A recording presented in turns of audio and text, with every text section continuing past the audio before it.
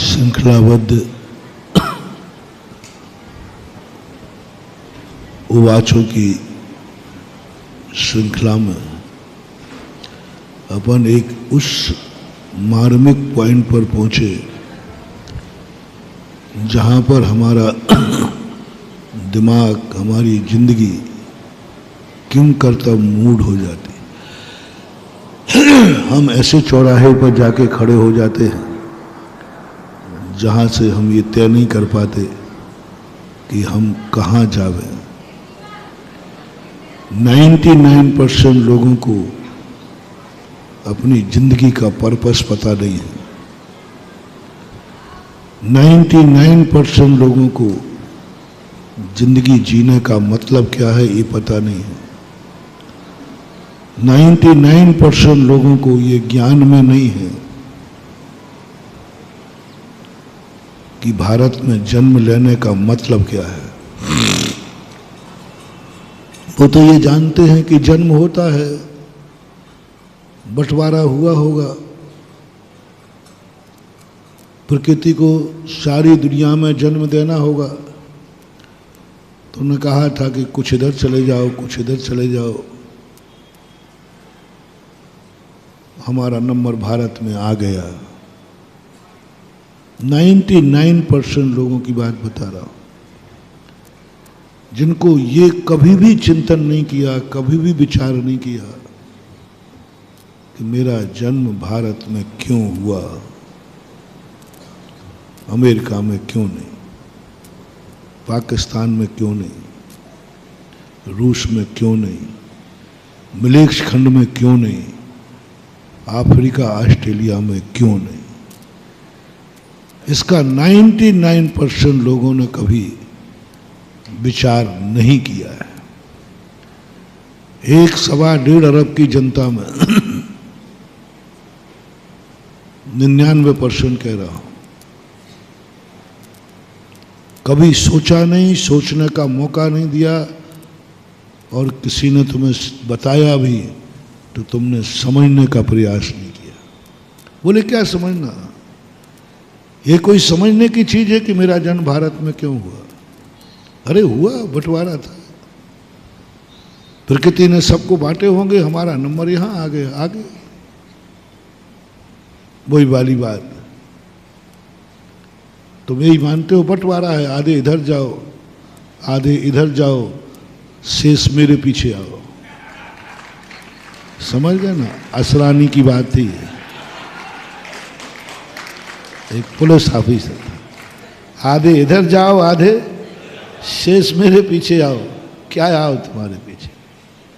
यही अपन समझते हैं कि जन्म हुआ होगा, सारी दुनिया में बंटवारा हुआ होगा, हमारे हिस्से में भारत आ गया। कोई प्री प्लानिंग नहीं थी, यूं आ गया।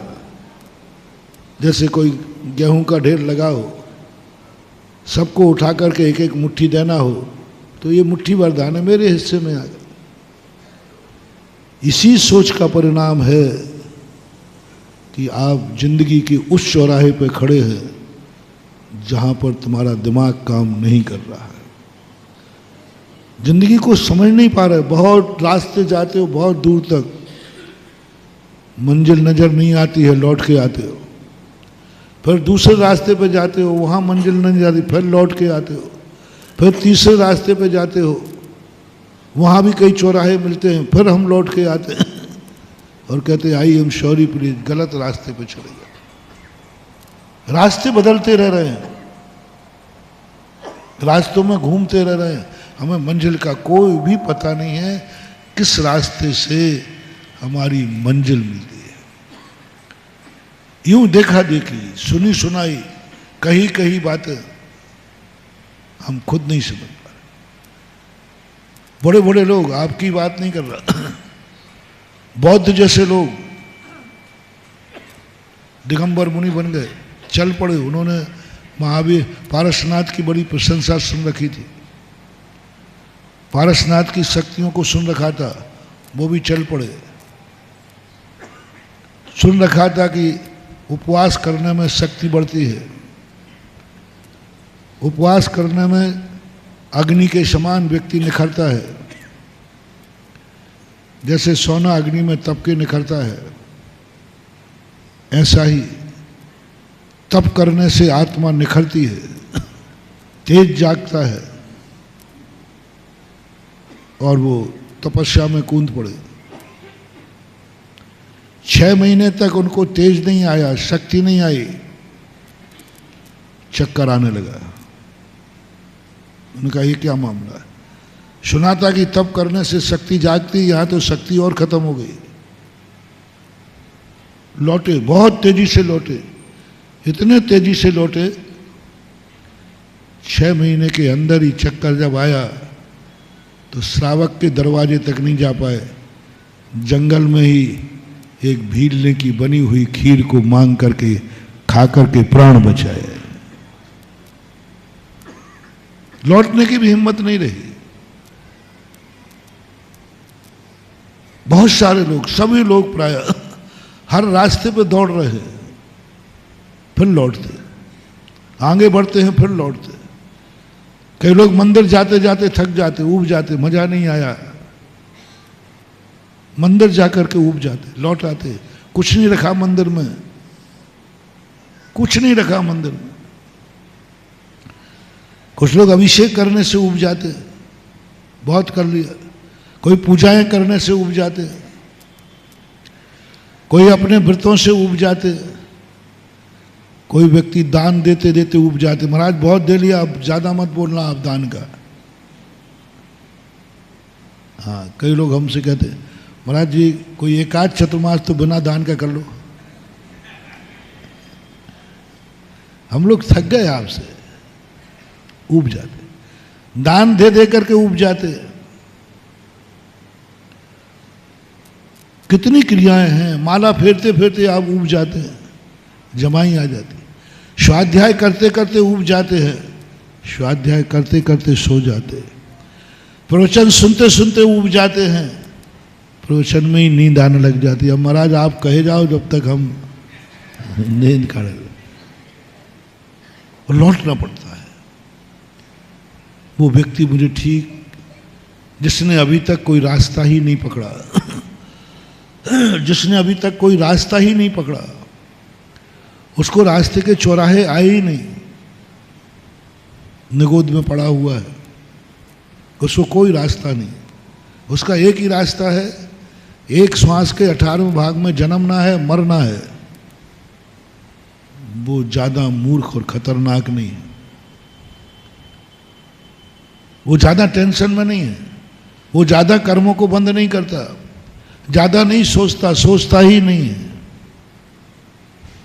देख, चींटी कीड़े मकोड़े ज्यादा नहीं सोचते, मात अपने पेट तक सोचते। पशु ज्यादा नहीं सोचते, अपने पेट तक सोचते, पेट भर गया मस्त, उनको कोई ज्यादा मतलब नहीं रहता, सोचने की क्षमता ही नहीं है। लेकिन मानव सबसे ज्यादा खतरनाक आदमी है, क्योंकि यह सबसे ज्यादा सोचता है, विचार करता है, और इसके रास्ते में जिंदगी में चौराहे बहुत है, और निर्णय वो किसी की मानता है नहीं। मनुष्य की सबसे बड़ी खूबी है, मानता किसी की है नहीं और जानता कुछ है नहीं, और अपनी तानता और है। उसको कहो भाई इस रास्ते चले जाओ, नहीं, क्यों जाऊं, मैं इस रास्ते से जाऊंगा, मुझे ठीक नहीं लग रहा है। अरे भाई तू इस रास्ते को जानता है क्या? बोले साहब नहीं जानते। नहीं जानते तो दूसरा बता रहा है इसके संबंध में, इसका कहना मान लो। नहीं, मैं पुराना आदमी नहीं हूँ, मैं रूढ़िवादी नहीं हूँ, मैं लकीर का फकीर नहीं हूँ जो किसी दूसरे के कहने पे चलूँ। मैं ज्ञानी हूँ, मैं विज्ञानी हूँ, मैं अपना खुद का रास्ता बनाना जानता हूँ। जिंदगी का सबसे बड़ा खतरनाक मोड़। कोई तुम्हें रास्ता बताए तो तुम कहो कि नहीं, मैं किसी के रास्ते पे नहीं चलूंगा, मैं खुद का रास्ता बनाऊंगा। मेरे में समर्थ है, मैं खुद रास्ते पे अपना चलूंगा, अपना बनाऊंगा।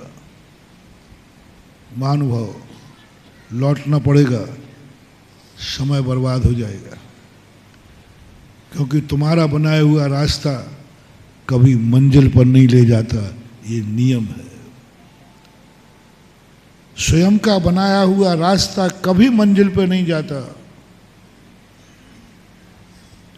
अनभ्यस्त विषातु परतः अभ्यस्त विषयातु श्रुतः। दर्शनाचार्यों ने एक नियम दिया कि जिस मंजिल को हम पाना चाहते हैं, यदि उस रास्ते पर तुम कभी नहीं गए हो तो अनभ्यस्त विषातु परतः, तुम्हें पर का आलंबन लेना ही चाहिए। तुम कभी नहीं सोच पाओगे, कितना भी प्रयास करना, कि मेरा जन्म भारत में क्यों हुआ। क्योंकि जन्म के पहले की कहानी तुम्हें पता ही नहीं है, जन्म में पहले का दृश्य तुम्हें पता ही नहीं है। तुम्हें तो मात्र जन्म के बाद की कहानी पता है, और जन्म के बाद भी जब तुम बड़े हो गए तब तुम्हें पता चला कि मैं भारत की हूं। तुम्हें किस दिन पता चला था कि तुम भारतीय हो? 8 साल के बाद जब स्कूल गए, माता पिता ने कहा तुम भारतीय हो। जन्मते भी तुम्हें पता नहीं था कि मैं भारतीय हूं कि अमेरिकन हूं कि कौन हूं। यही पता नहीं था कि मैं पशु हूं कि मनुष्य हूं। बस मैं हूं, इससे ज्यादा तुम कुछ नहीं जानते थे। बाद में पता चला भारतीय हूं, तो भी आपने कोई केयर नहीं की। आपने कहा भारतीय हूं, जैसे अमेरिका वाला, जैसे पाकिस्तानी, ऐसा मैं भारतीय हूं। बस इससे ज्यादा आपने कभी सोचा नहीं। और इसी न सोचने के कारण तुम बहुत अच्छी अच्छी वस्तुएं खो देते हो। तुम खो दोगे भारत में जन्म लेना। तुम भारत में रह करके भी भारत माँ का अभिशाप ले लोगे। भारत में रह करके भी तुम भारत का वरदान नहीं पा पाओगे। माँ से जन्म लेकर के भी माँ का आशीर्वाद नहीं पा पाओगे, क्योंकि माँ आशीर्वाद तुम्हें देने वाली नहीं है। आशीर्वाद दिया नहीं जाता, आशीर्वाद लिया जाता है। आशीर्वाद मांगा नहीं जाता, आशीर्वाद मिलता है। दोनों बातें विरोधी हैं। आशीर्वाद देते नहीं है कोई भी लोग, आशीर्वाद लिया जाता है। पहले नमोस्तु होता है या आशीर्वाद होता है? और नमोस्तु किसके पास है? आशीर्वाद लिया नहीं जाता, नमोस्तु किया जाता है, आशीर्वाद मिलता है। आशीर्वाद लिया नहीं जाता, आशीर्वाद मिलता है। आशीर्वाद मांगा नहीं जाता, आशीर्वाद मिलता है। दोनों में लगा, मांगना नहीं, मिलेगा। और आशीर्वाद कभी दिया नहीं जाता, आशीर्वाद लिया जाता। अब कला देखो, दोनों परस्पर विरोधी है। भारत की वरणाएं हमें चाहिए। हम भारत में रह करके, भारत की भूमि पर जन्म लेकर के कितना बड़ा उपकार हमारे ऊपर किया किसी ने भी, उस उपकार को हम भूल गए। सबसे बड़ी जिंदगी में ऊंचाइयों के बाद कौन गिरता है? किसको आगे बढ़ने के बाद रास्ते में लौटना पड़ता है? किसको? इस पर विचार करो। बहुत लंबे रास्ते पे चल गया, फिर बाद में किसी ने कहा तुम भटक गए, स्वयं को महसूस हुआ, फिर लौटो चौराहे पर, फिर जाओ। ऐसा क्यों होता है? क्यों व्यक्ति ऊंचाइयों से नीचे आता है? क्यों अच्छे दिन के बाद बुरे दिन आते हैं? बात बहुत मार्मिक मारो। अच्छे दिन के बाद बुरे दिन आना, जिसके अच्छे दिन कभी नहीं आए उसकी चर्चा मैं नहीं कर रहा हूं। जिंदगी में कभी अच्छा दिन आया ही नहीं, उस बदकिस्मती की चर्चा मैं नहीं कर रहा हूं। मैं उनको बहुत कम उपदेश देता हूँ। मैंने एक दिन कहा था, जो बदकिस्मती है, जो कर्महीन है, जो पापी है, जो पुण्यहीन है, जैन दर्शन उनको उपदेश नहीं देता है।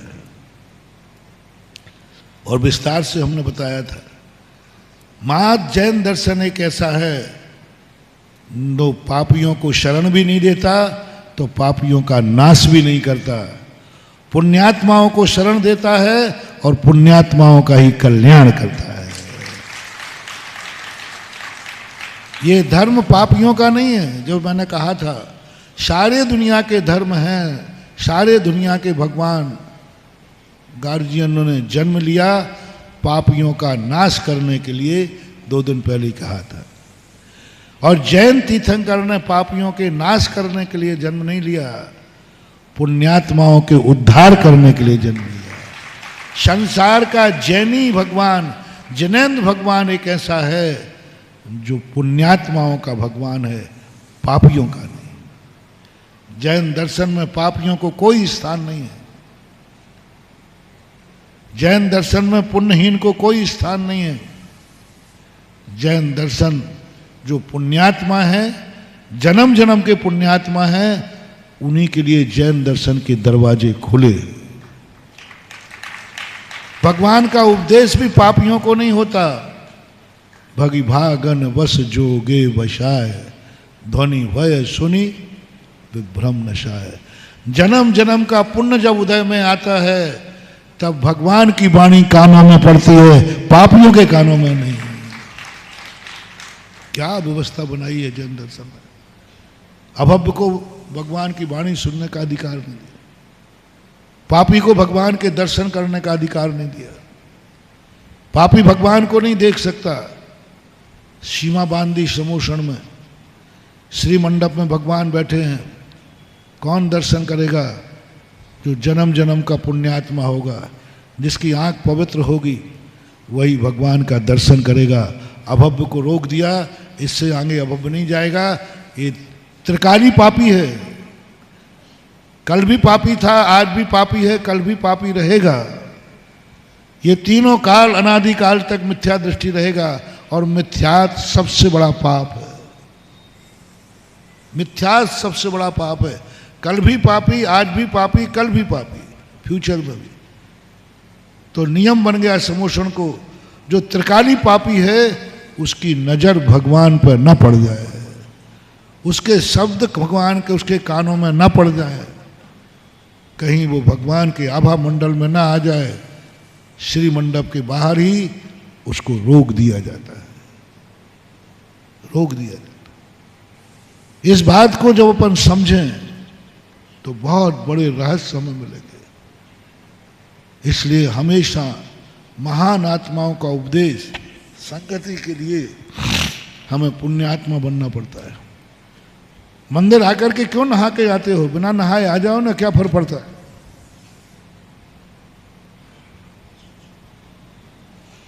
बिना नहाए आ जाओ ना।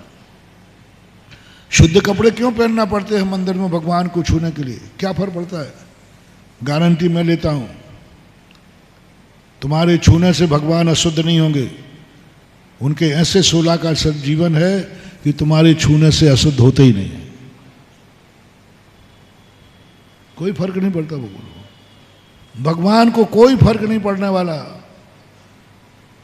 तुम कितनी अशुद्ध हो जाओ, वो कभी अशुद्ध होने वाले नहीं है। फिर क्यों नहा के आते हो? क्यों शुद्ध कपड़े पहन के आते हो? क्यों कहा जाता है कि मन को पवित्र करके जाओ? क्यों कहा जाता है मन वचन काय को शुद्ध करके जाओ? क्योंकि ये प्रकृति का नियम है कि गंदे लोगों को भगवान का दर्शन नहीं होता है, शुद्ध लोगों को भगवान का दर्शन होता है। गंदे मन वाले को कहा मन गंदा लेके, अरे जाओ, कितना ही गंदा लेके जाओ, भगवान को क्या फर्क पड़ना है? कोई फर्क नहीं पड़ना बंधु, भगवान से कोई लेना देना नहीं। कितने ही बुरे विचार लेके जाओ, भगवान को तुम्हारे मन का कोई प्रभाव नहीं पड़ना है। लेकिन गंदा मन लेके जाओगे तो भगवान का नुकसान नहीं है, नुकसान तुम्हारा खुद का है। ऐसा अनर्थ हो जाएगा, गंदे मन से जाओगे, तुम्हारा खुद का नुकसान। गंदी आंख लेके जाओगे तो भगवान की दृष्टि पर कोई फर्क नहीं पड़ने वाला, नुकसान तुम्हारा है। तुम भगवान के सामने गालियां देते हुए जाओ, खूब गालियां दो भगवान को, जितनी देना हो, जितनी गालियां देना हो। भगवान की तरफ से गारंटी मेरी है, भगवान को कोई फर्क नहीं पड़ेगा। वो तो भगवान, पूजा करो तो भगवान है, और गाली दो तो अर्घावतारन असी प्रहारन मैं सदा। भगवान को कोई फर्क नहीं पड़ता, तो फिर क्यों मंदिर में गालियां देते हुए जाओ ना, भगवान को ही 10 गालियां सुनाओ ना। क्या, जब भगवान को कोई फर्क पड़ना ही नहीं है। नहीं नहीं, गाली देने वाला मुंह भगवान का भजन का लायक नहीं रह पाएगा, क्योंकि भगवान का दर्शन, भगवान का विचार पवित्र मन में आता है। भगवान का दर्शन पवित्र आंख करती है, भगवान का भजन पवित्र मुंह करता है, भगवान का अर्घ पवित्र हाथ चढ़ाता है, धुला हुआ हाथ, तब उसका फल मिलता है। द्रव धोकर चढ़ाओ तो फल मिलेगा, हाथ धोकर के चढ़ाओ तो फल मिलेगा, शुद्ध कपड़े पहन के चढ़ाओ तो फल मिलेगा। ये फल की बातें हैं, ना कि भगवान की बातें हैं। कहने में आता है, अरे भगवान को तूने अशुद्धि में छू लिया, अरे क्या बिगड़ गया छू लिया तो? भगवान का नहीं बिगड़ा, लेकिन तेरी सारी जिंदगी बिगड़ गई, तुम्हारा नुकसान हुआ है। कहने में आता है, कहने में आता है कि भाई मंदिर नहा के जाओ। क्यों जाऊं नहा के? क्योंकि भगवान का फल, भगवान का दर्शन हमें पवित्र होकर जाना ही पड़ेगा। बाहर की पवित्रता और अंदर की पवित्रता दोनों चाहिए। हमें भगवान का ध्यान करना है तो हमें मन पवित्र चाहिए, क्योंकि गंदे मन में भगवान का ध्यान, क्योंकि भगवान किसी के ध्यान में आएंगे तो पवित्र ज्ञान में आएंगे। गंदी आंख से भगवान का दर्शन नहीं होगा, पवित्र आंख करोगे तो भगवान को देख पाओगे, नहीं तो अंधे हो जाओगे, देख करके भी तुम्हें कुछ नहीं दिखेगा। गंदी आंख वालों को भगवान भी साक्षात नहीं दिखता है, और पवित्र आंख वाले को पाषाण में भी भगवान दिख जाता है। यदि गंदी आंख है तो भगवान सामने भी खड़ा है तो उसको भगवान नहीं दिखेगा। जैसे मारीच, सामने भगवान बैठे थे, शमूषण में बैठा थे, उसे भगवान दिखे ही नहीं, कि उसकी आंख गंदी थी। और गंदी आंख कभी भगवान को, और पवित्र आंख हो जाए तो भगवान ना भी हो तो पाषाण में भगवान दिख जाता है। ये भगवान की विशेषता है कि तुम्हारे आंख की, भगवान की विशेषता नहीं है। भगवान अनेक रूप नहीं ले सकते। भगवान कभी सिद्धालय से उतर के पाषाण में नहीं बैठ सकते। बहुत बड़ा अतिशय है महानुभाव, भगवान में नहीं, भक्त का अतिशय बता रहा हूं। भगवान में अतिशय है ही नहीं, और जो भगवान में अतिशय हैं वे हमारे कोई काम के नहीं, वे उनके खुद के काम के हैं। अपन को कुछ नहीं मिलने वाला। 34 अतिशय होते वो उनके खुद के हैं, हमें तो क्या मिलना है।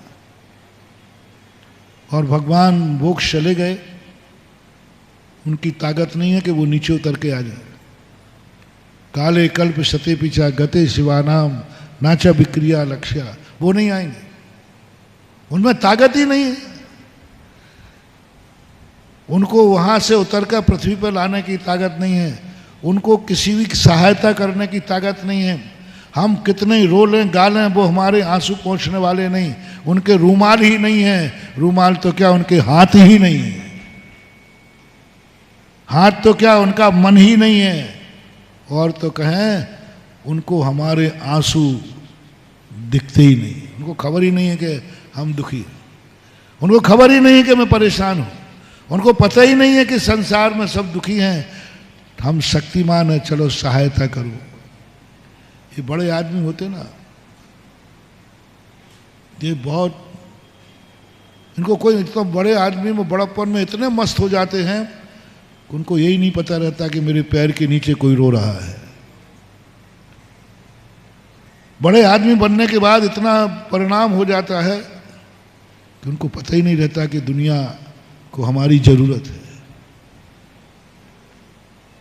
उनको तो अपनी मस्ती में इतने मस्त हो जाते हैं कि वो नहीं समझ पाते हैं कि जो मस्ती मैं कर रहा हूं, इस धन से कितने के आंसू पहुंच सकता हूं, कितनों की जिंदगी बना सकता हूं, कितनों को जीवन दान दे सकता हूं, क्योंकि मैं बड़ा आदमी। गरीबों के पास, दुखियों के पास, पुण्यहीनों के पास दूसरों के प्रति जितनी करुणा दया होती है ना, आप देखना ना, एक गरीब आदमी होगा, तुम्हें देख करके एक रोटी में से आधी रोटी तुम्हें दे देगा, और बड़े आदमी के चले जाना, वो कुत्ते को रोटी दे देगा अपने, लेकिन तुम्हें नहीं देगा।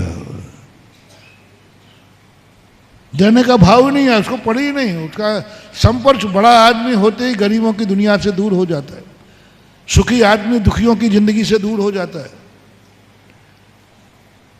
ये जातिवाद बहुत खतरनाक है। दुखी व्यक्ति दुखी का दर्द समझता है, जाके फेर न फटे बिमाई वह क्या जाने। दुखी आदमी दुखी की पीड़ा समझता है, गरीब आदमी गरीबी की पीड़ा समझता है, बीमार आदमी बीमारी की पीड़ा समझता है, सिरदर्द वाला सिरदर्द की पीड़ा समझता है। लेकिन वो असमर्थ है। गरीब गरीब की पीड़ा समझे क्या करेगा? समझ रहा है, जान रहा है, उसकी पीड़ा से दुखी हो रहा है, लेकिन वो कुछ नहीं कर सकता। भूखा आदमी भूखे की पीड़ा समझ रहा है, लेकिन वो कुछ नहीं करता। क्यों? देवी फिरें दिनों की मारी, पंडा कहे सीधो लाओ। बुंदेलखंडी कहावत है। अब पंडा कह रहा है देवी जी सीधा दो, वो कह रहे मैं तो दिनों की मारी। क्या करेगा? गरीब के पास दिल है लेकिन समर्थ नहीं, दुखी के पास दिल है, दया है, समर्थ नहीं। अपाहिज के पास दूसरे की सहायता करने की भावना है, लेकिन समर्थ नहीं। कितने गरीब लोग हैं जो धर्म करना चाहते हैं, गरीबों के पास दान देने की भावना है, लेकिन धन नहीं है। कितने गरीब लोगों, मेरे पास कई गरीब लोग आके रोते हैं, बोले महाराज आपका प्रवचन सुनकर ऐसे लगता है कि आप कहें और मैं सोने का मंदिर बना दूं, रत्नों की मूर्ति बैठाल दूं। तो मैंने कि बैठाल देना, मुराद पहले खाने ही को नहीं है। किसके पास दिल दिया, किसके पास भावना दी, किसके पास उमंग आया कि मैं सोने का मंदिर बनाने का भाव है, जिसके पास खाने को नहीं है, जो असमर्थ है, जिसके पास 2 रुपया दान देना नहीं सकता, वो उसका मन कितना बड़ा मन है कि मैं सोने का मंदिर बना दूं। घर चोर मारो चाले, हीरा मोतिया से नजर उतार दूं। घर जोर मारो चाले, जोर चाले तब ना। ये आप लोगों के अनुभव की बात कह रहा हूं। जिस अच्छे कार्य का तुम्हें समर्थ नहीं है, उस अच्छे कार्य करने का आपका मन है, मन है आपका कि मैं ये करूं, सारे संसार के आंसू पहुंच दूं, लेकिन अभी खुद के आंसू पहुंचने के लिए रूमाल नहीं है। उसके मन में क्या भाव आ रहा है? सारे दुनिया के आंसू लेकिन पहुंच नहीं सकता। सारे दुनिया की बीमारी दूर कर दूं, एक भी व्यक्ति बिना दवाई के नहीं मरेगा, लेकिन असमर्थ है, स्वयं की दवाई के लिए पैसा नहीं है। ये कैसा है? जिसके पास चने हैं सो दांत नहीं है, और जिसके पास दांत है सो चने नहीं है। ये हो रहा है कि नहीं? आप लोग शेयर करो, थोड़ा अनुभव से बताओ, क्योंकि ज्यादातर बातें मैं पुराणों की कम सुनाता हूं तुम्हें, वही सुनाता हूं, मैं सुनाता जाऊं और तुम कहते महाराज कितना सही बोल रहे हैं, सही बोल रहे हैं। मैं शास्त्रों की कहानी सुनाऊं तो तुम कहते अब महाराज सुना रहे शास्त्रों की, पता नहीं ऐसा होता है कि मैं मोक्ष के आनंद की बात सुनाऊं तो कहते महाराज जी अब मोक्ष किसने देखा है, आप जानो, आपकी बात जाने, अब आप जो कह रहे हो वही सही है, ठीक है, अब आगे बढ़ो। आपको कुछ मतलब नहीं आएगा। इसलिए मैं वह बात सुनाना चाहता हूं, इधर मैं सुनाता जाऊं और तुम्हारे रोंगटे खड़े होते जाएं और तुम कहो जो सुनाया जा रहा है यह तो मेरे अनुभव में आ रहा है। बोलो, ये अनुभव में आता है? उस कार्य को करने का भाव आता है कि नहीं जिस कार्य करने में तुम असमर्थ हो? आता है कि नहीं? बहुत जोर से आता है। एक गरीब बताओ जिसको मंदिर बनाने का भाव नहीं आता, अस्पताल बनाने का भाव नहीं आता। एक दुखी बताओ जिसको दूसरों के दुख दूर करने का भाव नहीं आता। आएगा ही आएगा, नियम है, लेकिन तुम कुछ कर नहीं सकते। जितना भाव उस गरीब को है दान देने का, उतने भावना यदि अमीर को आ जाए तो, जल्दी बोलो, सारे जगत की गरीबी दूर हो जाए। उतना भाव यदि अमीर को आ जाए तो मंदिर भावना नहीं, सही में सोने का। यदि रावण को यह भाव आ जाए कि लंका नहीं सोने की बनेगी, मंदिर सोने का बनेगा, तो बन जाता कि नहीं? क्योंकि महल बन गया ना।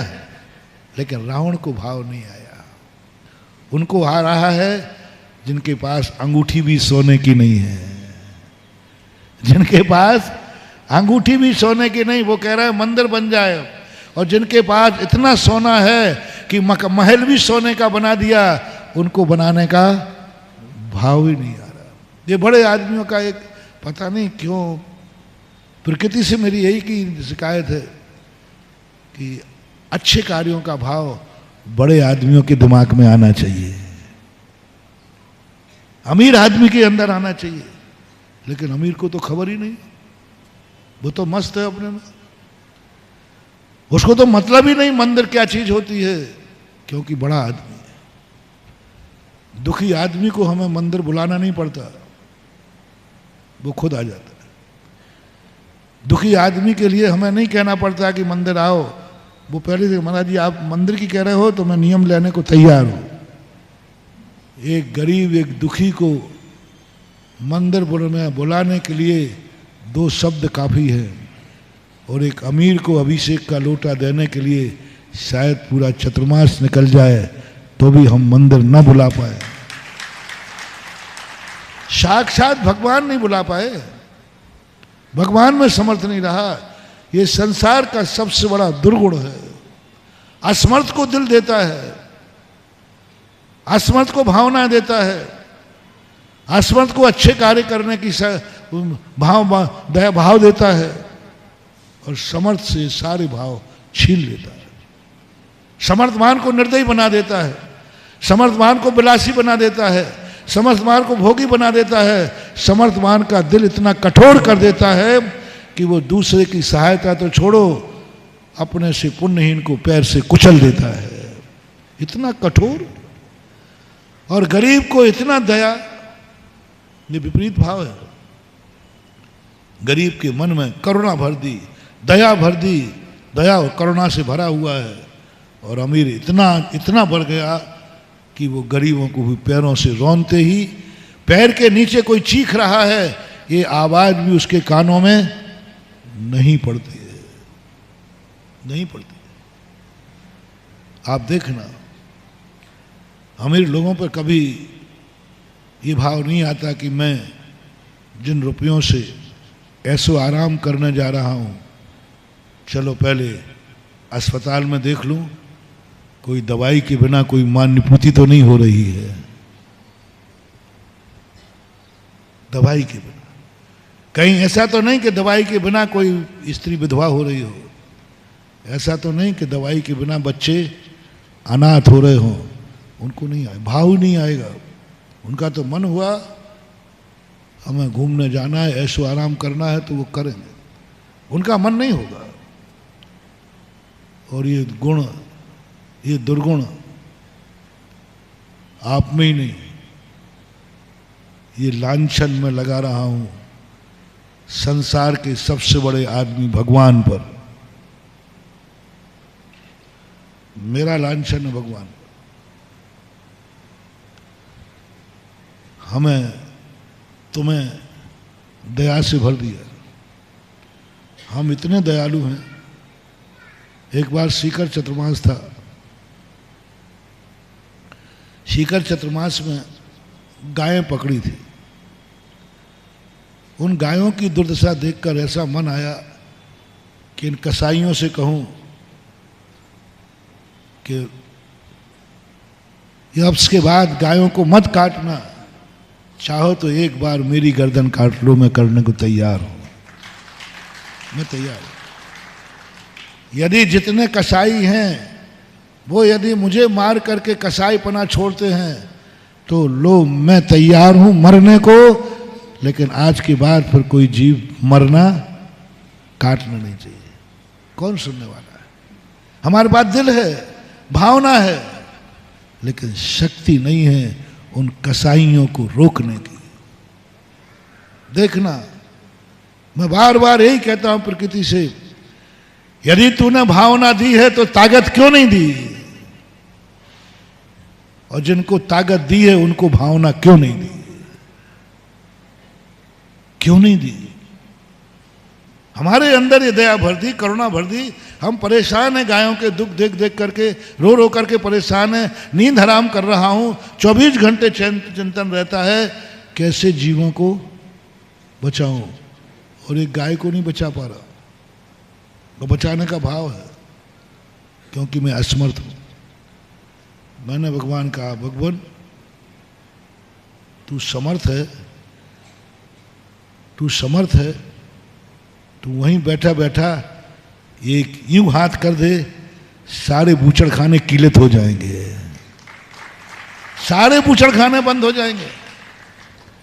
आप देख लिए मनुष्य में इतनी दया है, और खासतौर से जैनियों, हर जीव को बचाने का भाव करता। आज तक अपन कोई बूचड़ खाना बंद नहीं करा पाए। आवाजें लग रही हैं सन 1947 से, क्या उसके पहले से लग रही। बूचड़ खाने बंद नहीं करा पाए। हाँ, इधर से बंद कराया तो उन्होंने दूसरी जगह खोल दिया, लेकिन खोला। आज कितने बूचड़ खाने बन गए, कोई बंद नहीं करा पा रहा। मालूम, 1 सेकंड लगना है सारे बूचड़ खाने बंद कराना। अपन हड़ताल कर रहे हैं, सरकार को कोस रहा, खूब आवाज उठा रहा है। एक व्यक्ति है संसार का सबसे भक्तिमान सौधर्मेंद्र, वो वहीं बैठे यूं कर दे, सारे बूचड़ खाने क्या हो जाएंगे? सब किलित हो जाएंगे, काटने वाला की तलवार किलित हो जाएगी। वो चुपचाप बैठा है, वो देख रहा है, क्योंकि बड़ा आदमी है, शक्तिमान आदमी है, धनवान आदमी है, वो कर सकता है। उसके बाद भावना नहीं है, उसके बाद भाव नहीं आता। ऐसे ये भगवान है, शक्तिमान है, अनंत शक्ति है इसके पास, अनंत शक्ति है। अपनी बात तो कुछ भी नहीं है, इतनी शक्ति है कि सारे 3 लोग को डमरू के समान घुमा सकता है। चुपचाप बैठा, हाथ पे हाथ रखे बैठा। अपने हाथों में कोई ताकत नहीं, अपन उठा रहे, हाथ उठा रहे, आशीर्वाद है, बेटा खुश रहे, बेटा खुश रहे, बेटा खुश रहे, तो भी खुश नहीं हो पा रहे। देता हूं कि नहीं? दिन भर में कितने बार आशीर्वाद देता हूं? कितने बार देता हूं? कम से कम 100-500 बार तो उठता होगा, लेकिन गारंटी नहीं दे पा रहा हूं कि आशीर्वाद से तुम्हारा दुख दूर हो जाएगा। और इस भगवान में इतनी ताकत है, आशीर्वाद ही नहीं, मां जगत का ध्यान कर ले तो सबके संकट दूर हो जाए। लेकिन हाथ पे हाथ रख के बैठा है, समर्थ हाथ पे हाथ रख के बैठा है, असमर्थ हाथ पैर चला रहा है, संसार का क्या होगा? हाथ पे हाथ, कुछ नहीं कह दिया, नियम ले लिया, मैं कुछ नहीं करूंगा, मैं किसी का कुछ नहीं सोचूंगा, मैं अपनी आत्मा में लीन होता हूं। पूज्यवर कुंद कुंद भगवान नियम सार में भगवान को अपनी आत्मा में लीन कर दिया। मैं बड़ा आदमी हूं, मैं वैभव हूं, मैं अपने आत्मा में लीन अपने आनंद में जाता हूं। दुनिया मरे तो मरे, दुनिया जिए तो जिए, मैं कुछ नहीं कर सकता। मैं भगवान से खूब कहता हूं, 2 काम कर प्रभु, या तो तू कर और या मुझे करने की शक्ति दे। या तो प्रभु तू कर, अच्छा है तेरे लिए, बहुत बढ़िया, सारे जगत के आंसू पहुंच दे, सारे जगत के दुख दूर कर दे, सारे पापियों की मति पलट दे, सारे बूचड़ खाने बंद कर दे। तू कर प्रभु, कर सकता है, तेरी ताकत है, तू समर्थवान है। वो कहता है मैं नहीं करूंगा, मेरी इज्जत के खिलाफ है, मैं बड़ा आदमी हूं। तो प्रभु मुझे दे दो शक्ति, मैं तो आपका सेवक हूं, मेरी कोई इज्जत नहीं है, मेरी इज्जत तो यही है कि सारे जगत के आंसू पहुंच दूं, यही मेरी इज्जत है। सारे जगत के दुख मैट दूं, यही मेरी भावना है। तो वो शक्ति भी नहीं देता। वो कहता है ना मैं दूंगा और ना मैं करूंगा। गुस्सा तो ऐसा आता है, अपना चलता, हम तुम लोगों पे कभी गुस्सा नहीं करते। अपना नेचर है छोटों को कभी गुस्सा नहीं करना, क्योंकि छोटों पर गुस्सा खतरनाक होता है। ये तुरंत तो बोलेंगे नहीं, और गांठ बांधने के समय पे देखूंगा। मेरा आप सबसे कहना है, जब कभी तुम्हें गुस्सा आए तो अपने से कमजोर पर गुस्सा मत करना, क्योंकि कमजोर व्यक्ति दब जाएगा, लेकिन अंदर घुट घुट करके ऐसे मौके पर जाकर के परेशान करेगा जैसे चक्रवर्ती का रसोईया, जैसे सुकमाल महाराज ने अपनी भाभी को लात मारी। स्त्री थी, क्या कर लेगी, असमर्थ थी, लात मारी, कुछ नहीं कर पाई, अंदर गांठ बांध दी, और बाद में ऐसे मौके पे भंजाई जब वो मुनि बने और भाभी श्यालनी बनी, तब कहती है देवर जी अब निपटाती हूं, तुम मुनि महाराज हो और हम हिंसक प्राणी हैं, अब बच के दिखाओ। हमेशा ध्यान रखना, कभी क्रोध आवे, गुस्सा आवे, मारना पीटना हो, अपने से कमजोर को कभी नहीं करना, पी जाओ, क्योंकि कमजोर कुछ नहीं करेगा, गांठ बांध देगा। गुस्सा यदि लाना है तो बल जोर पे लाओ, जो तुमसे बलवान हो। थप्पड़ मारना हो तो तुमसे अधिक पहलवान हो, एक थप्पड़ मारो, ज्यादा खतरा नहीं। वो 2 मार करके कहते चल निपट गया, हट यहां से, वहीं का वहीं मामला निपट जाएगा। तुमने 1 लात मारी है, वो तुम्हें 2 मार देगा, और बड़ा हुआ तो 4 मार देगा, वहीं निपट गया। और छोटे को, अबला को मारी तो किस तरीके से उसने लात को खाया, कहती है, जाति स्मरण हो गया उसको कि मैं तुम्हें मारूंगी नहीं, जो पैर तुम्हें मारा था मैं वहां से खाऊंगी। बुद्धिपूर्वक खा रही है, वो पैर से खा रही है, तड़फा तड़फा के मारा, तड़फा तड़फा के मारा। वो तड़फे नहीं, वो तो ध्यान में बैठे थे, लेकिन उसका भाव क्या था? दुख देकर। सीधा प्राण नहीं लिया उसने, पैर से खाना किया। पीऊंगी खून नस नस का, लेऊंगी बदला पूर्व का। मुनि अवस्था में और किस तरीके से भक्षण किया। 3 दिन तक मरने नहीं दिया उसने, 3 दिन तक मरने नहीं दिया, और 3 दिन तक खाती रही। गरीब, दुखी, कमजोर व्यक्ति बहुत खतरनाक होते हैं। इन पे अपनी तानाशाही मत दिखाना, बड़ों पे दिखाना कुछ नहीं। बड़े कभी बैर नहीं बांधते, क्योंकि वो तुरंत निपटने की शक्ति, तुरंत 2 मार देंगे बस, और कुछ नहीं। ज्यादा होगा तो 1 आध मान, 2 दांत टूट जाएंगे, ज्यादा कुछ नहीं करने वाला। इसलिए मैं जब भी गुस्सा करता हूं, मैंने हमारे पेटेंट व्यक्ति हैं, खूब गुस्सा आता है मुझे गुस्सा, अरे तुम मेरा गुस्सा देखा नहीं, लेकिन तुम लोग मेरा गुस्सा जानते नहीं। मेरा गुस्सा दुनिया में कोई जानता है तो उसका नाम है जिनेंद्र देव, मेरे भगवान। बहुत भिनभिनाता हूं, बिल्कुल ऐसे जैसे वो बिच्छू भिनभिनाता है, पर उनके साथ, उनके लिए भिनभिनाता। तुम क्या कर रहे हो? आप शक्तिमान हैं प्रभु, आप सब कुछ कर सकते हैं, लेकिन नहीं सुनता वो। गुस्सा करके देख लिया, समझा दिया भगवान को अच्छी तरह से। तुम्हें नहीं समझा, मैं तो भगवान को भी समझा देता हूं, पर उनको समझ में ही नहीं आ रही। भगवान को समझाया, उनको समझ में नहीं आ रही। माना कि भगवान को समझ रहे हो कि नहीं? तो भगवान ने यही कहा, तू समझने की बात कर रहा, मैं तुझे सुन ही नहीं रहा हूं, आप क्या करें?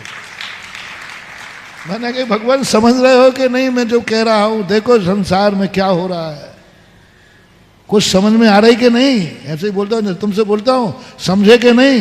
ऐसे भगवान से बोलता हूं, तो वहां से आवाज आ रही है, तू समझने की बात कर रहा हूं, मैं सुन ही नहीं रहा हूं, आप क्या करें? सुनते ही नहीं, सोचते नहीं, विचार करते नहीं, मुझे दुनिया से कोई मतलब नहीं। मन तो, गुस्सा तो आया था कि आपको हमसे मतलब नहीं है। बोल दो, आपको हम लोगों से मतलब नहीं है, तो लो हम भी नियम करते, हमें अभी आपसे कोई मतलब नहीं।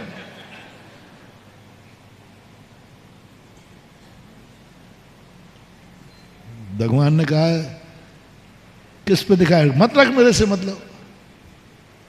बाद में पता चला कि नहीं ऐसा नहीं बोलना क्योंकि उनके बिना अपना काम सधने वाला नहीं है। दूसरी बात बोली नहीं मैंने, मैं तो कह रहा हूं। पहली बात तो बोली कि प्रभु थोड़ा मतलब रखो, लेकिन मैंने समझ लिया, शास्त्रों में पढ़ लिया, बड़े आदमी से कोई उम्मीद मत रखना, क्योंकि बड़ा आदमी अपने पुण्य को, अपने वैभव को भोगने से ही समय नहीं मिलेगा, वो तुम्हारी तरफ क्या ध्यान देगा? उसको खुशी के आनंद में ही समय नहीं मिल रहा है, वो तुम्हारे आंसू देखकर क्यों रोएगा? मैंने लॉजिक पकड़ा, वो सुखी आदमी है और अपन दुखी आदमी है। बोलो, दुखी आदमी को देखने से दुख बढ़ेगा कि सुख होगा? बोलो, जल्दी बोलो। तो भगवान कहता मैं पागल हूं क्या, तुम दुखियों को देखकर मैं दुखी हूं? जितना तुम्हारी तरफ मैंने देखा मैं दुखी हो गया। तो कर्म तुमने किए, पाप तुमने किए, दुख तुम्हारा है, तुम्हारे दुख को देखकर मैं दुखी हो जाऊं? मैं अपना सुख क्यों छोड़ूं? मैं क्यों छोड़ूं? क्योंकि जब जब तुम्हें देखूंगा तब तक मेरे सुख से वंचित होकर दुखी होना पड़ेगा, क्योंकि दुखी की संगति में आकर के दुखी होना ही पड़ेगा। और वो तो भगवान तो और दयालु है। इसलिए बड़ों से उम्मीद मत रखो, क्योंकि उनको इतना सुख मिल गया है, वे अपने उस सुख के आनंद में लीन हैं, वे दुख की कल्पना कर ही नहीं सकते, कर ही नहीं सकते। उनके बस की बात है। उनको लगता ही नहीं कि कोई दुख है दुनिया में, उनको लगता ही नहीं है कि कोई गरीबी है दुनिया में। एक बार बीरबल के कोई गलती हो गई तो बादशाह ने कहा, देखो बीरबल जी, आपसे गलती तो हुई है। बोले, साहब हुई है। तो वो लोग, पंचायत का फैसला किससे कराऊं तुम्हारा? पंचायत तो बैठेगी। दंड किससे दिलवाऊं? बीरबल, तुम मंत्री हो, तुम्हें एक छूट दी जाती है कि तुम जिससे चाहो उससे फैसला करा लो, फैसला तो होगा। तो बीरबल ने कहा, साहब अपने राज्य में एक जंगल में छोटा सा गांव है, मजदूर वहां रहते हैं, मजदूरी भी कम मिलती है, सब बहुत गरीब दुखी है, बहुत परेशान है, खाने को भी नहीं उनके पास, लेकिन उनकी भी पंचायत है। मेरा भाव है कि उस जंगल में रहने उन आदिवासियों की, उन गरीबों की पंचायत मेरी पंचायत करे और फैसला करे। बादशाह ने सोचा शायद बीरबल दयालु है कि आज तक उस पंचायत को दरबार में आने का मौका नहीं मिला, इसलिए बुला रहे हो, और शायद पंचायत करने के बाद यहाँ से भेंट मिलेगी तो शायद दयालु होगा बीरबल। पंचायत बैठी। पंचायत बैठने के बाद फैसला हुआ, सब बहस हुई। तो एक ने कहा, ऐसा करो, 500 मोहरे दंड में करो। दूसरा कहता, मर जाएगा रे, 500 मोहरे कहाँ तक देगा? दूसरे सब कहते कहते 5 मोहरों पर निर्णय हुआ। तीसरा कहता, 5 मोहरें कहाँ तक देगा? बाल बच्चा वाला है, घर गृहस्थी का वाला है, और आगरा जैसे शहर में रहता है, महंगा शहर है, खर्चा पानी लगता है। और एक ने कहा, ठीक है, 5 मोहरें दंड में दी जाती हैं, वो भी किस्तों पर, 5 साल की किस्तों 5 साल की किस्तों पर, किस्तों पर फैसला हो गया। ध्यान रखना, जब भी तुम्हारे कभी कोई दान देने की बात, जब तुम किस्तों पर मांगने की बात करो, समझ लेना तुमने अपनी औकात दिखा दी कि मैं गरीब हूं।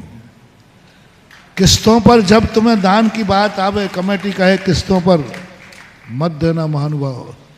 यदि शक्ति हो, मैं आपसे पूछता हूं, यदि आप कोई गाड़ी उठा रहे हो और आपके पास पैसा है, तो आप नगद में उठाना ज्यादा मंजूर करोगे या किस्तों पर? किस्तों में कौन उठाएगा? कभी भी दान तुम्हें किस्तों पर देने का मौका मिले, यदि तुम सही धनवान हो, तो कमेटी की कृपा मत समझना, कमेटी कृपा मत समझना। ये बहुत बड़ा अभिशाप है तुम्हें कि तू भली अमीर है, मैं दुनिया को दिखाना चाहता हूं कि इतना गरीब है कि मैंने दान पर भी किस्तों में कहा है। ये बेइज्जती है तुम्हारी। धनवान व्यक्ति को यदि कभी किस्तों पर दान देने की बात आए, तुरंत कहना, क्या समझते हो तुम मुझे? क्या समझते हो? किस्तों पर क्या समझते हो? ये पकड़, भोजन बाद में होगा, पहले दान की बोली चुकेगी। यह अमीरी का लक्षण है। जो व्यक्ति कमेटी की तरफ से किस्त दी जा रही है, कमेटी किस्तों पर छूट दे रही है कि नहीं आराम से दे देना, किस्तों में दे देना। महानुभाव, मैं अपने भक्तों से कहना चाहूंगा, यदि समर्थ हो तो किस्तें स्वीकार मत करना, नगद देना। यह तुम्हारा सबसे बड़ी बेइज्जती है। इससे बड़ी बेइज्जती कुछ होते नहीं। एक समर्थान व्यक्ति को किस्तों की बात कहना, उसकी इज्जत को धूल में मिला देना है। सारी दुनिया में सब धूल में मिल गया। इसलिए जो हमारे अच्छे ज्ञानी लोग होते हैं ना, वे दान को किस्तों में नहीं कहते, वो कहते मैं कर्जा करके दूंगा, लेकिन इस हाथ दीजिए, साथ दीजिए, खाए खोया नगद देने का प्रयास करो, किस्तें नहीं। किस्तें अभिशाप है। और जो किस्तों में दान देते हैं, एक दिन उनकी हालत ये हो जाती है, फिर धंधा भी उन्हें किस्तों में करना पड़ता है। धंधे के लिए भी लोन पे पैसा उठाना पड़ता है। दान के लिए लोन उठाया, लोन तो मिल जाएगा। लोग कहते महाराज जी ऐसी क्या किस्मत है, धंधा करना चाहूं लोन लेना पड़ रहा है। मैंने कि कोई बात नहीं, तूने दान भी दिया था तो लोन पे दिया था किस्तों में। सबसे पहले देखो मेरा समर्थ है, नगद में ले सकता हूं कि उधार। अच्छा माल है तो उधार पे ले लेना, किस्तों की मैं मना नहीं कर रहा हूं, लेकिन पहले अपनी कुवत, यदि शक्ति नहीं है तो माल छोड़ना नहीं। किस्तों पर मिले चाहे कैसे मिले, माल तो लेना है। वो नहीं भूल में गड़बड़ मत करना। कैसे ही मिले, किस्तों में मिले चाहे कैसे मिले, गाड़ी तो लेनी है। लेकिन विचार क्या करना है, ताकत किसमें लगाना है, नगद मिले तो श्रेष्ठ है। जो व्यक्ति कोई भी दान बोलने के बाद कमेटी की तरफ से छूट है कि नहीं साहब आप तो किस्तों में दीजिए, साहब मैं जो भी दान देता हूं किस्त में नहीं देता हूं, नगद देता हूं। आपने नगद दान नहीं दिया है, आपने उस समय ऐसा पुण्य बंद कर लिया है कि जब भी आप कोई धंधा करना चाहोगे, आपको किसी के पास हाथ नहीं फैलाना पड़ेगा। आपके बैंक में पहले से वो पूंजी लिखेगी, आपका चेक कभी रिटर्न नहीं हो सकता, क्योंकि आपने दान नगद में किया था, समर्थ था। और आप लोग क्या बनियाईगिरी करते हो, समर्थ है, अरे किस्तों पे मिल रहा है तो देने की क्या जरूरत पड़ी है। जब किस्त में माल दे रही है कमेटी, तो फिर नगद देने की क्यों पड़ी है, नगद देने की क्यों पड़ी है। महानुभाव, गलती मत करना। समर्थ है, हमारे पास शक्ति है, तुरंत सबसे बड़ा करें। और यदि तुमने कर्जा लेकर के भी अपनी बोली चुकाई, नहीं साहब मैं तो नगद दूंगा, चाहे भली कर्ज कर दूंगा, आप वो साहूकार बनोगे कि सारी दुनिया तुमसे कर्ज लेने के लिए तुम्हारे दरवाजे खड़ी रहेगी, क्योंकि तुमने भगवान की बोली चुकाने के लिए कर्जा लेकर के तुमने नगद चुकाया। और कई बार ऐसा होता है, आपने मकान और गाड़ी किस्तों पर ली है और बीच में पैसा आ जाता तो किस्त कम कमा करके कर देते हो कि नहीं। ऐसे ही दान में एक हुआ था, एक मंदिर बन रहा था, 5 साल की किस्त लगाई थी कि 5 साल में पैसा देना है। कमेटी ने वायदा किया, उसके पास किसी कारण से 1 साल में पैसा आ गया। वो कमेटी के बाद पैसा जमा करने गया कि साहब मेरा पूरा पैसा जमा कर लीजिए मंदिर का। कमेटी कहती मैं नहीं करूंगा, 5 साल में लूंगा। वो कहता मैं तो इसी साल दूंगा। बोले आपने वायदा किया था, हमने पहले ही घोषणा की थी कि ये पैसा आपको 5 साल में देना है। बोले साहब आपने भी की थी, मैंने भी मानी थी, मैंने आज मेरे पास आ गया, मैं तो आज ही दूंगा। और कमेटी कहती मैं तो पैसा दूंगा नहीं, कहाँ रखूं, आजकल पैसा लेना खतरनाक है, रखें कहाँ, बैंक में रख नहीं सकते, किसके पास रखूं। और कोई व्यक्ति पैसा अपने घर में भी नहीं रख, कहीं उपद्रव हो गया तो नहीं, 5 साल में दूंगा। और वो कहता है मैं तो इसी साल दूंगा। बहस हो गई, कहा सुनी हो गई। मेरे पास केस पहुंचा, मैं कोटा में था उस समय। बोले महाराज ये पैसे नहीं ले रहे। मैंने कहा भैया पैसे दे रहा है ले लो। कमेटी कहती है नहीं महाराज 5 साल में ही लूंगा, क्योंकि मंदिर 5 साल में बनना है, हम कहाँ रखेंगे। मैंने आंख बंद कर ली। मैंने कहा मैं पंचम काल में जी रहा हूं या चौथे काल में। आंख बंद करके स्तब्ध हो गया मैंने तो वो लोग देखे हैं जो 1 साल की कह के जाएं और 10 साल में भी नहीं देते। हमने तो वो देखे हैं कि बाप बोल के जाए और बेटा चुका है, और बेटा कह दे बाप ने बोला था आप बाप से ही ले लेना। ऐसा होता है। ये क्या देख रहा हूं, कमेटी मना कर रही है और ये कह रहा है मैं तो दूंगा। मैंने क्यों दे रहा है? कमेटी मना कर रही तो जब ब्याज पे लगा दे, कमा उससे। बोले नहीं महाराज मैंने आपका ही प्रवचन सुना है, मंदिर की उधारी जितने पहले चुक जाए सबसे श्रेष्ठ है।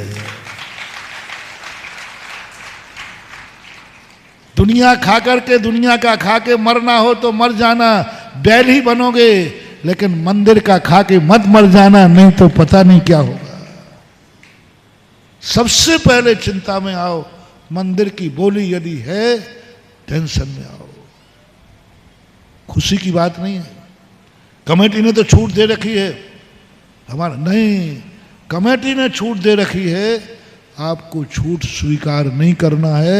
समर्थ है तो, शक्ति यदि है तो, मजबूरी में रोते रोते परेशान होकर के मजबूरी में किस्त को स्वीकार करना, अन्यथा कितनी भी छूट मिले मैं तो अभी जमा कराऊंगा, क्योंकि मेरे मुख से निकल चुका है, मैंने जबान दे दी है, मैंने ये दान का संकल्प कर लिया है। ऐसे ऐसे लोग मैंने देखे जो बोली बोलते हैं, क्योंकि माल पसंद है, लेना है, लेकिन बोली सीमा से बाहर चली जाती है। शक्ति से बाहर जा सकती है, पर उनके मुख से जो निकल गया है वो तो वो दान दे के ही रहते हैं। ऐसे लोग भी मेरे सामने घटना घटी। एक बार एक बोली थी, पंच कल्याणक की शौधर्म मंदिर की बोली चल रही थी, बहुत पहले की घटना है। उसने 5 लाख तक बोली लगाई, उसकी इससे आगे समर्थ नहीं थी। बोली 6 या 7 लाख में जाके टूटी, वो नहीं ले पाया, और वो घर जाकर के 5 लाख रुपया दिए वही साहब। मैंने कहा भाई तुम्हें तो बोली मिली नहीं, बोली मिली हो ना मिली हो, लेकिन मुंह से तो दान निकल गया ना, मुंह से तो क्या गजब का, मुंह से तो निकल गया ना। मैंने कहा तुम्हें तो कुछ मिल रही नहीं है, बोली कुछ नहीं। बोले साहब महाराज जी मुंह से तो निकल गया, जो मुंह से निकल गया वही सच्चा दान है। बिना बोली के उसने 5 लाख रुपया जमा कराए। मैं स्तब्ध रह गया, कैसा दान है, बोली मिली नहीं, कैसी भावना है। क्यों नहीं बनेगा ऐसा व्यक्ति चक्रवर्ती? क्यों नहीं बनेगा चक्रवर्ती? जो कहता मुंह से निकल गया तो दे रहा, जो ये कह रहा भले मुझे 5 साल की किस्तें हुई, मैं तो अभी लो कलश के लिए भली तुम्हें किस्त बांध दी, मैं तो दिवाली होने के पहले दूंगा। और कमेटी कहेगा भैया मैं लेके कहाँ रखूंगा? बोले तुम जानो, कम ये पहले सोचना चाहिए था, आप कमेटी के कोषाध्यक्ष क्यों बने? मोटिया जी क्यों बने? बनने के पहले सोचो मुझे तो देना है तो दूंगा। किसने देखे 5 साल?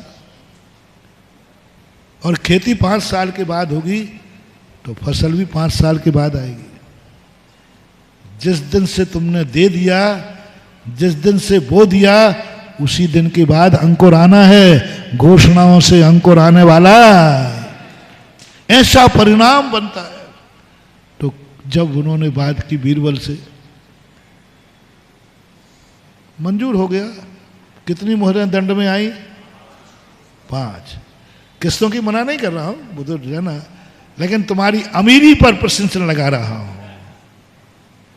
यदि तुम अमीर हो तो किस्तों को बेइज्जती समझना, बेइज्जती समझना कि ये मेरी बेइज्जती की जा रही है, मैं अमीर होकर किस्तें मुझे छूट दे रहे हो। फटकार दो कमेटी को, खबरदार, किसको कह रहे हो कि किस्तों पे दे देना, मुझे कह रहे हो। जितनी मेरी बोली है उतनी तो मेरी एक दिन की कमाई है रे, हे पकड़। बीरबल ने नहीं किया, पंचायत उठ गई।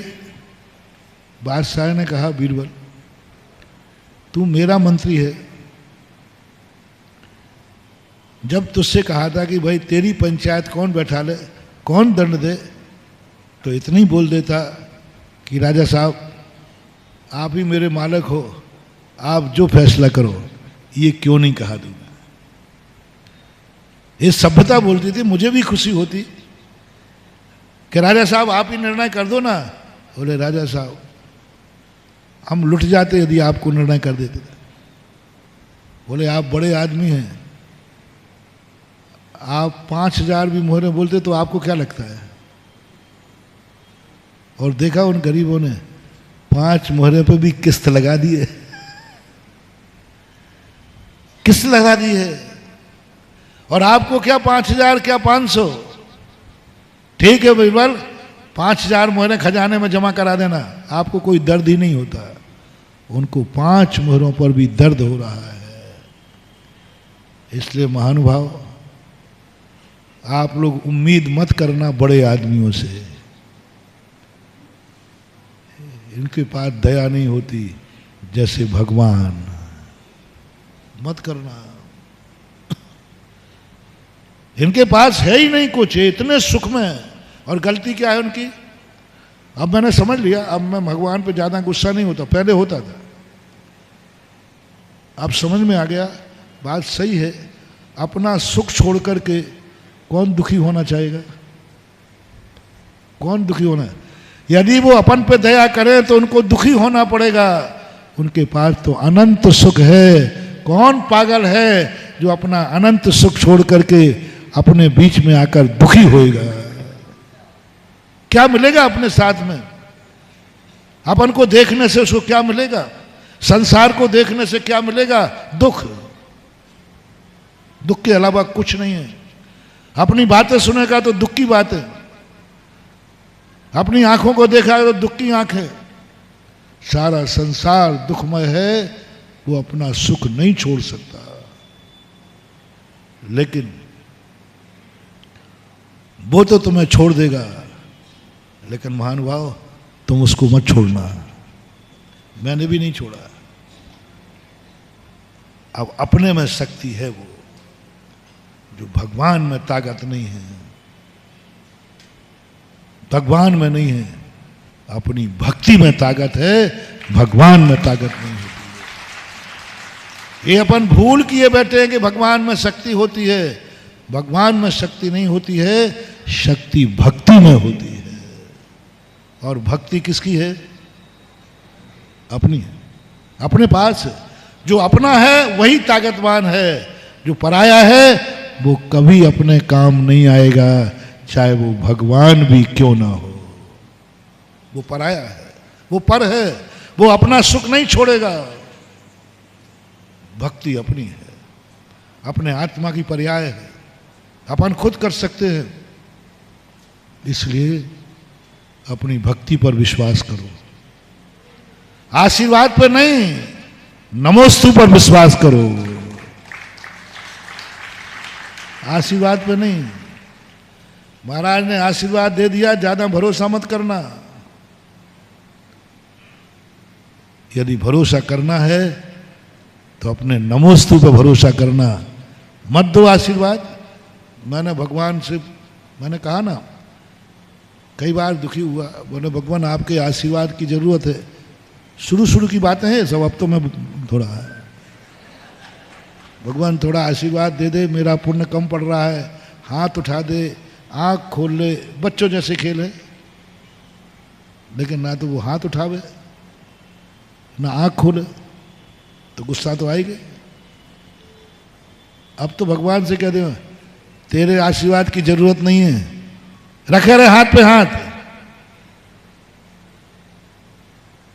रखे रहे हाथ पे हाथ, तेरे ध्यान की जरूरत नहीं, मत दे ध्यान, तेरे सुनाने की मत सुन मेरी एक भी बात। अब तो कहते भगवान मेरी बात बिल्कुल मत सुनना, आशीर्वाद भी मत देना, मत देखना, मेरे नमोस्तु में ताकत होगी तो बिना आशीर्वाद के काम करके दिखा दूंगा।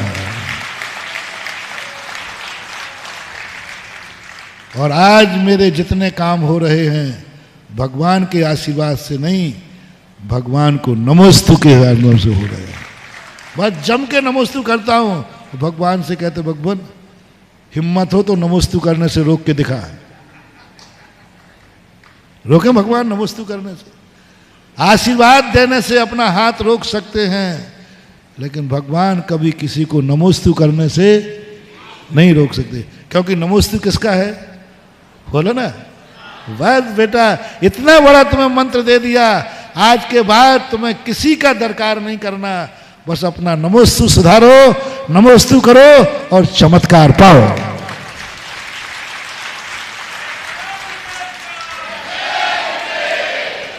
पूज्य में नहीं, पूज्य की पूजा में चमत्कार है, पूज्य में नहीं। पूज्य तो हमारी पूजा सुनता भी नहीं है, लेकिन हमारी पूजा ऐसी हो, पूजा में चमत्कार, पूज्य में नहीं। और पूजा अपनी है, भक्तांबर अपना है, भक्ति अपनी है, ये सब कुछ अपना है। अपने ऊपर विश्वास करो।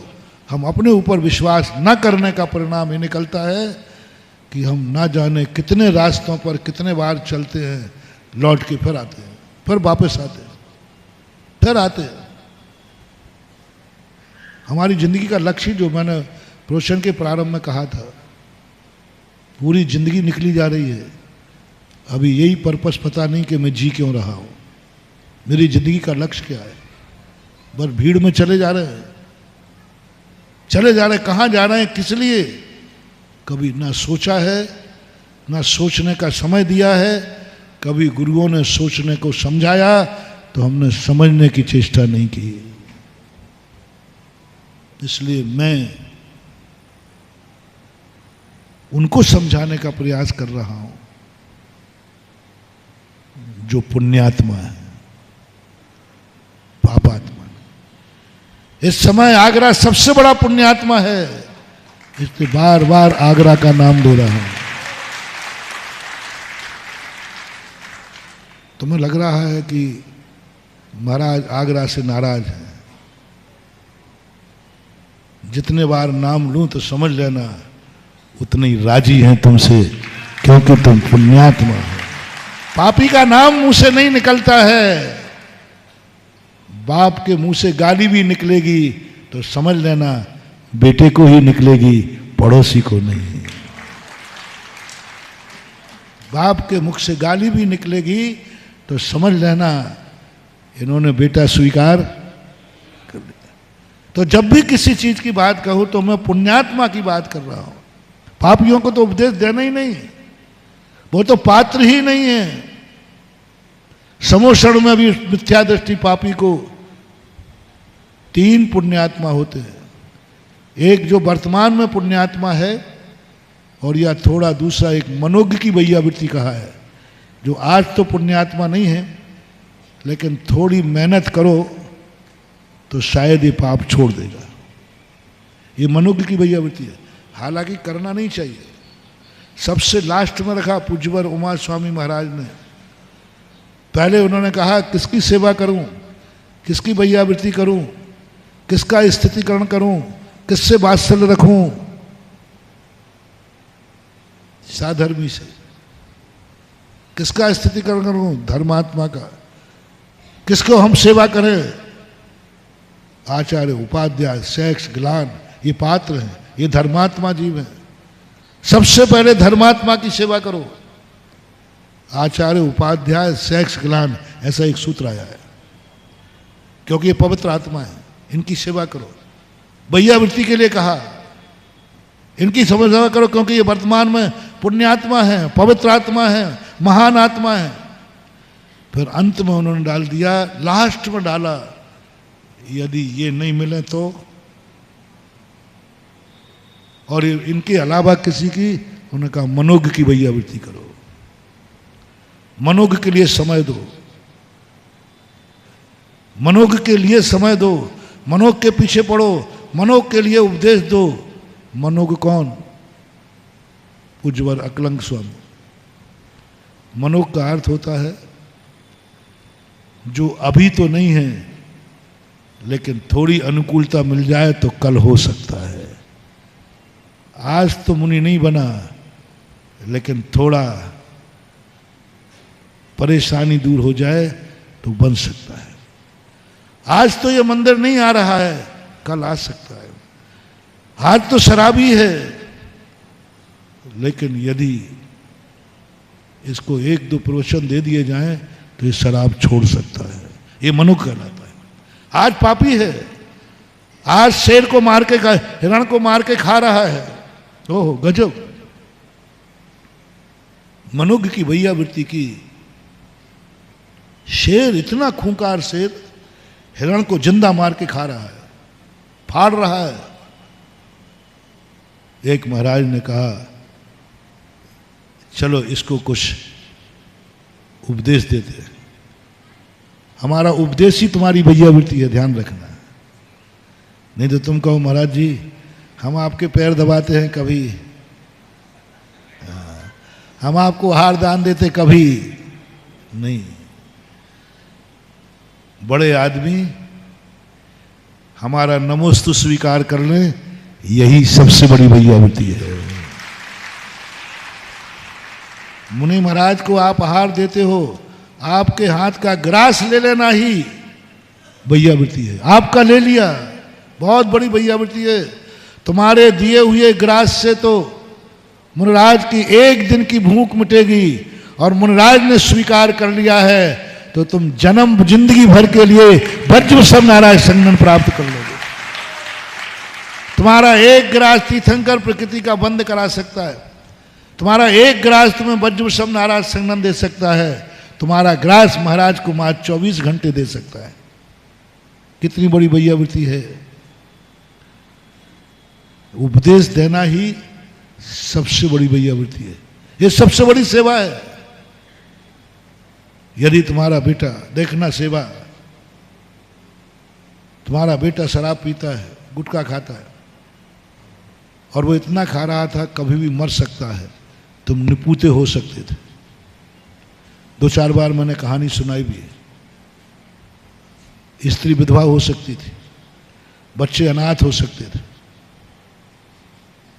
और मुनिराज ने एक प्रवचन दिया, उसने शराब गुटखा छोड़ दिया, धर्मात्मा नहीं बना है, एक माँ की गोद सूनी होने से बच गई। क्या ये भैयावृत्ति नहीं है? क्या एक ने गुटखा तंबाकू छोड़ दिया, एक स्त्री विधवा होने से बचा लिया, क्या यह भैयावृत्ति नहीं है? बच्चों को अनाथ होने से बचा लिया, क्या यह भैयावृत्ति नहीं है? भैयावृत्ति के तरीके अलग अलग होते हैं। कितना उपकार करता है, कितने जीवों का कल्याण का मान रहा है, सब भैयावृत्ति में आएगा। और इस भैयावृत्ति के माध्यम से साधु करता है उपदेश की भैयावृत्ति, लेकिन किसके साथ करूं, किसके साथ? बस मनोज्ञ के साथ। बस जो तुम्हें उपदेश दे रहा हूं ना, कायदा से मुझे इतना समय भगवान की, गुरुओं की ध्यान में, चिंतन में, मनन में व्यतीत करना चाहिए। लेकिन मैं तुम्हारे साथ सिर फोड़ रहा हूं पहाड़ से, एक उम्मीद से कि तुम्हें, मुझे, मेरी दृष्टि में आप मनोज्ञ है। यदि मैं तुम्हारे पीछे उपदेश दे दूं तो मुझे विश्वास है कि शराब की बोतल छोड़कर अभिषेक का लोटा ले लोगे, और लिए हैं। आप शिविर में देखना दशलाक्षण पर्व के शहर में कितने लोग जो शराब की बोतल से सुबह करते थे और शिविर के बाद अभिषेक का लोटा लेकर सुबह करते हैं, शराब तो पास ही नहीं भटक सकती। क्यों इतनी सेवा? मनोग की भैया वृत्ति, हमें उम्मीद दिख रही है, हम उसी से चर्चा करते हैं जिसमें कुछ उम्मीद हो, हम उसी की बात सुनते हैं जिससे कोई उम्मीद हो, उसी को हम उपदेश देते हैं जिससे कोई उम्मीद हो, हम उसी को आशीर्वाद देते हैं जिसके नमोस्तु में दम हो।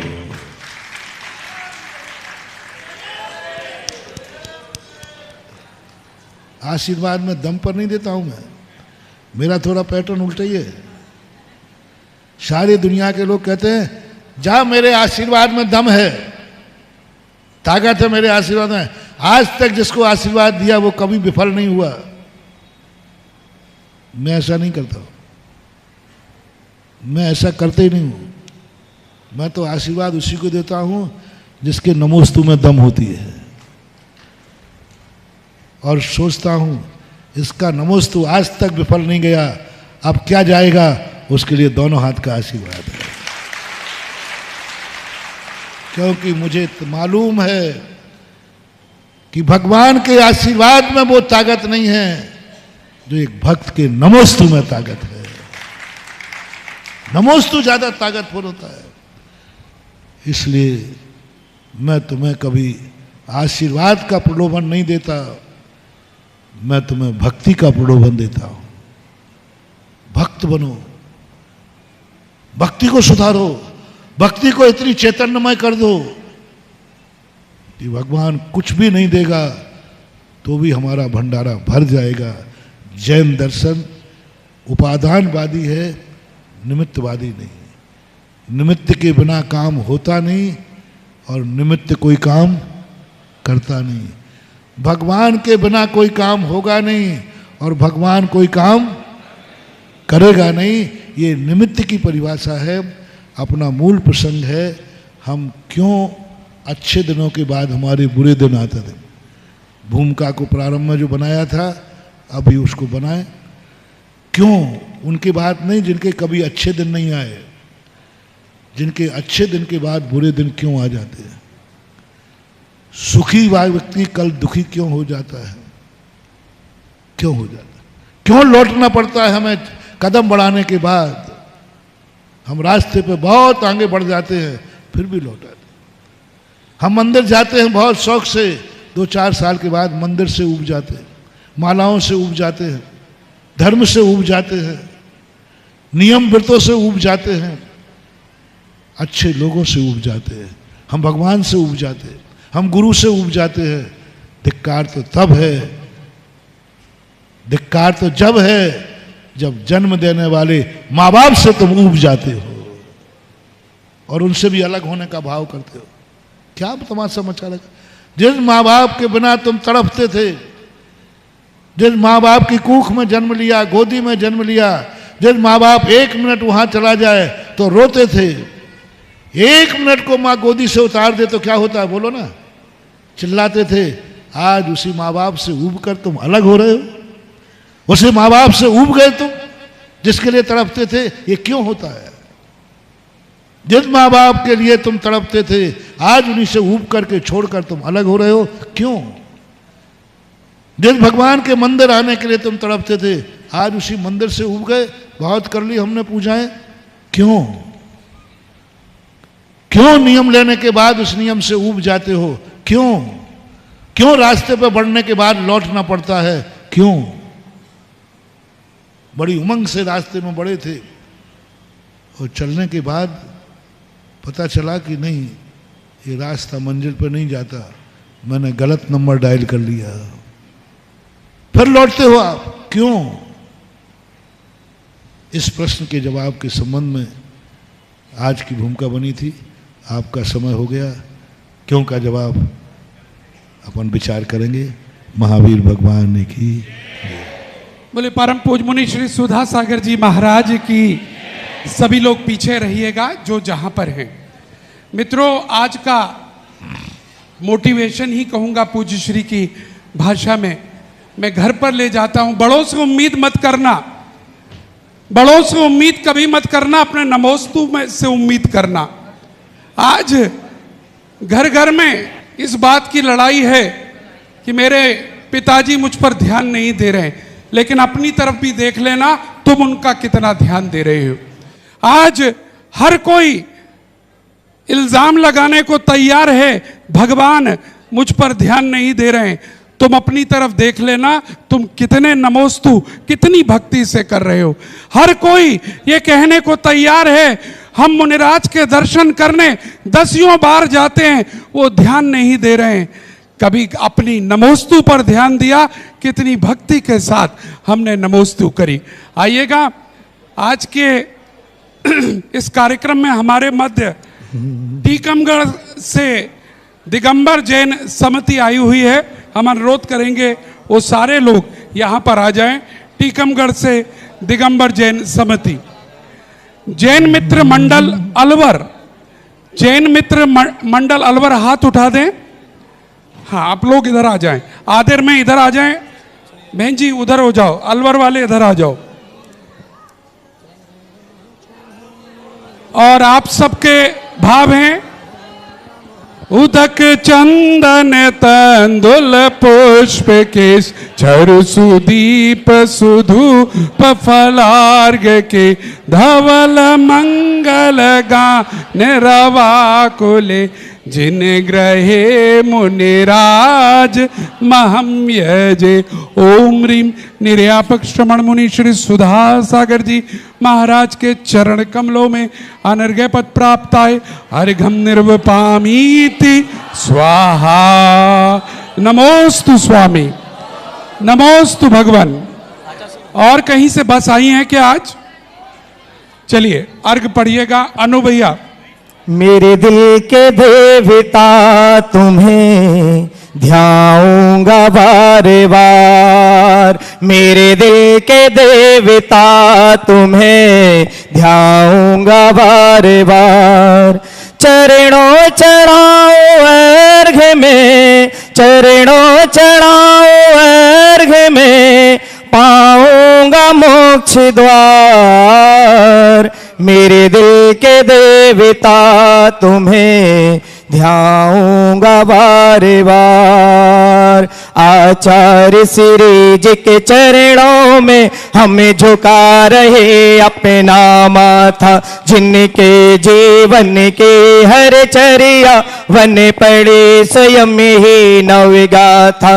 जैनागम का वह सुधा कलश जो विखराते हैं गली गली, जिनके दर्शन को पा करके खिलते मुरझाए हृदय कली।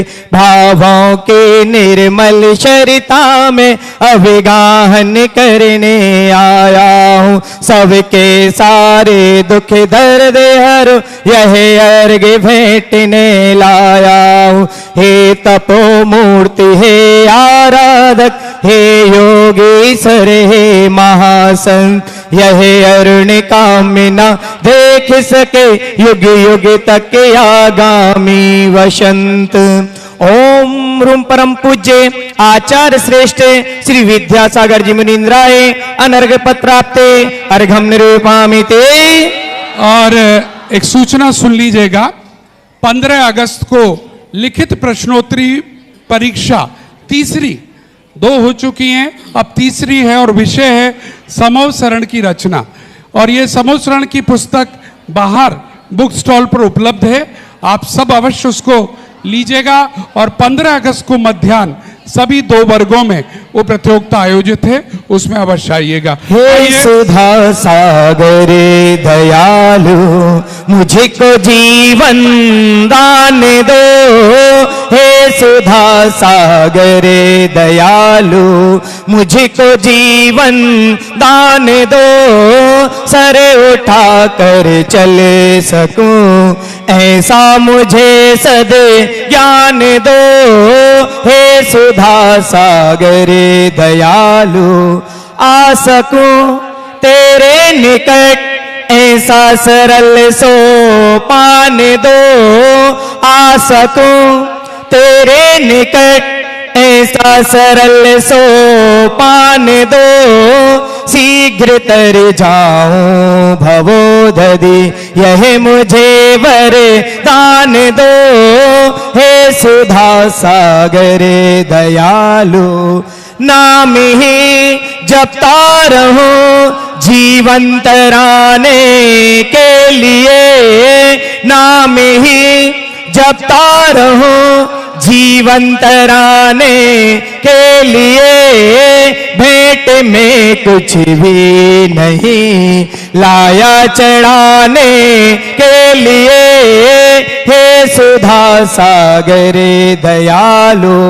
ओम भ्रा परम पूज्य निर्यापक श्रवण मुनि पुंगव श्री सुधा सागर जी मुनीन्द्राय अनर्घ पद प्राप्ते अर्घम निर्विपामिति स्वाहा। और देखिए मुझे सूचना दी गई है कि टीकमगढ़ से 12 वर्षीय स्वाध्याय ग्रुप भी आया हुआ है, वो लोग भी सब आ जाएं, जितने भी सारे लोग हैं।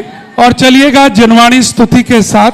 जिनवाणी के ज्ञान से सूझे लोकालोक, सोवाणी मस्तक धरो सदा देते हो ढोक। हे जिनवाणी भारती तो जपो दिन रैन, जो तेरी शरण आ गए सो पावे सुख चैन। देव भजो अरिहंत को गुरु सेवु निर्ग्रंथ, दया धर्म पालो सदा यही मोक्ष का पंथ। समस्त महान भाव 9 वार्ड नमोकार मंत्र पढ़ ली में। जो लोग कानपुर से आए वो लोग भी आगे आ जाएं, श्रीफल अर्पण कर दें। कानपुर वाले जहां